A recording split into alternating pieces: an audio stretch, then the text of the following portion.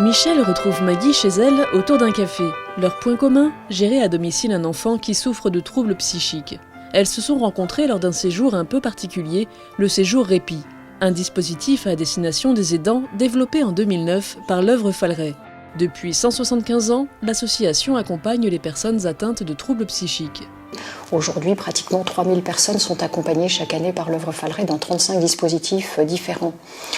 À un moment, elle a été interrogée sur la question de l'aide aux aidants. Quand une personne est malade à la maison, le proche a envie d'être très en appui finalement de la souffrance de l'autre et se met presque à investir sa maladie jusqu'à devenir finalement l'infirmier principal ou l'accompagnateur principal. À un moment, le mélange de rôles devient très pesant.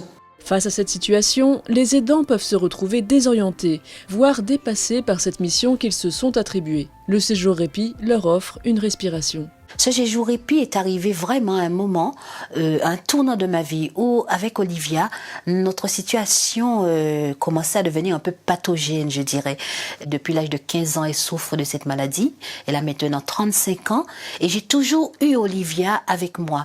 Donc, je suis arrivée à un moment de ma vie où c'était insupportable d'être en présence de ma fille. Pourtant, je sais que je l'aime, mais il y avait quelque chose, des forces contraires qui font que j'étais épuisée. J'avais déjà voyagé sans mon fils, mais j'étais toujours prise dans cette angoisse, cette culpabilité de départ en le laissant, soit en le laissant en milieu hospitalier, soit en le laissant seul chez lui, voilà.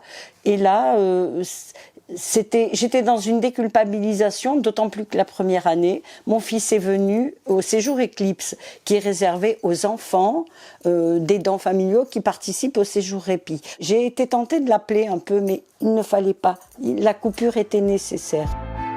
Donc c'est un séjour qui est organisé en Sologne, une fois par an, en septembre, et qui dure 8 jours. Pendant le séjour, au sein d'un village vacances, les aidants peuvent échanger avec des personnes confrontées aux mêmes problématiques qu'eux. La première année, ils bénéficient des ateliers prospects. L'objectif, faire face dans la durée à la maladie psychique. Il faut prendre conscience des savoirs et des savoir-faire qu'on a, parce que les aidants ont un savoir-faire. C'est prendre du recul aussi par rapport à l'incidence de la maladie, c'est-à-dire finalement prendre un peu de distance, ne pas se laisser finalement absorber, engloutir par la maladie psychique. La seconde année, la formation est plus axée sur le dialogue aidant-aidé, mieux communiquer pour mieux coopérer. Outre des activités de loisirs et de détente, les aidants sont également invités à participer à des ateliers corporels, tai chi, yoga, méditation, massage et automassage. On réfléchit avec le corps à ce qu'on a abordé dans les ateliers. On essaye de faire que pendant une semaine, ils soient chouchoutés et pendant une semaine, on essaye de répondre à leurs besoins. Et quels sont leurs besoins? En premier lieu, c'est se reposer, se détendre, être écouté.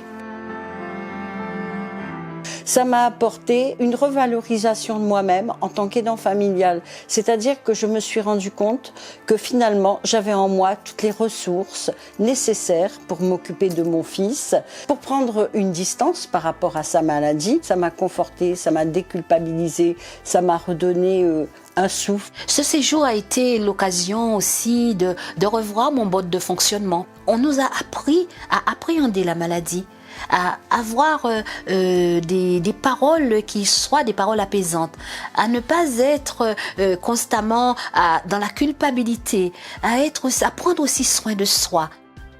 Maggie, Michel, leurs témoignages révèlent l'importance d'aider les aidants et de ne pas oublier ces hommes et ces femmes de l'ombre.